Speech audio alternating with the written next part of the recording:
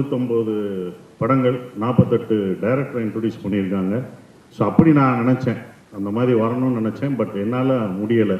But நீங்கள் அது தொடரணும். அதுக்காக அவங்க எடுக்கிற படங்கள்லாம் தயவுசெய்து பாருங்கள்.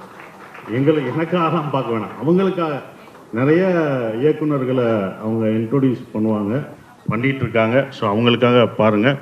எங்களை வாழ்த்தின அத்தனை பேரும் எல்லாம் வாழ்த்திட்டு போயிட்டாங்க. அவங்க எல்லாருக்கும், சசி சார்லேருந்து வசந்தபாலன் சார், எல்லாருமே, மணிகண்டன் வந்திருக்காரு, எல்லாருக்குமே என்னுடைய நன்றியை தெரிவிச்சுக்கிறேன். நிறையா பேர் எங்களை வாழ்த்துனாங்க.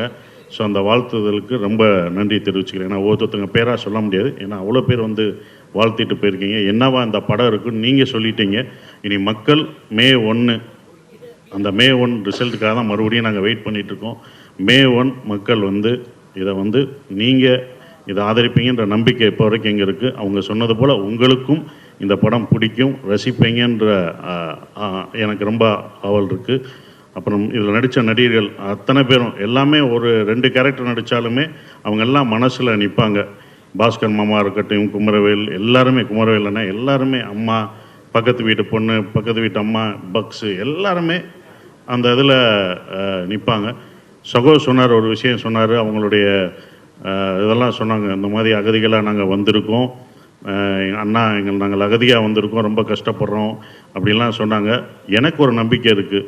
எப்படி அயோத்தியும் நந்தனும் ஒரு இது கிரியேட் பண்ணுச்சோ, இந்த படத்துக்கு அப்புறம், இந்த படம் பார்த்த பிறகு குடியுரிமை சட்டம் தமிழர்களுக்கு, இங்கே அகதிகளாக வந்த நம் தமிழர்களுக்கு கிடைக்கும்ன்ற நம்பிக்கை எனக்கு இருக்குது. அதுக்கான ஒரு இது பாஸ் பண்ணுவாங்கன்னு நம்பிக்கை இருக்குது. அது நடக்கும். இந்த படம் உங்களை ரொம்ப என்டர்டெயின்மெண்ட் பண்ணும், உங்களை சிரிக்க வச்சுக்கிட்டே இருக்கும். ஆனால் உள்ளுக்குள்ளே ஒரு சின்ன விஷயத்தை உங்களுக்கு சொல்லிக்கிட்டே இருக்கும். உங்களை சிரிக்க வைப்போம், ஜாலியாக இருப்பீங்க. ஆனால் வெளியில் வரும்போது அன்பை போதிக்கும் இந்த படம். ஸோ அன்போடு இருப்போம். நான் இந்த படத்தை பற்றி ரொம்ப பேச வேணாம், படம் பேசட்டும். மே 1 குடும்பத்தோடு இந்த படத்தை பார்த்து ஆதரவு தெரிவிங்க.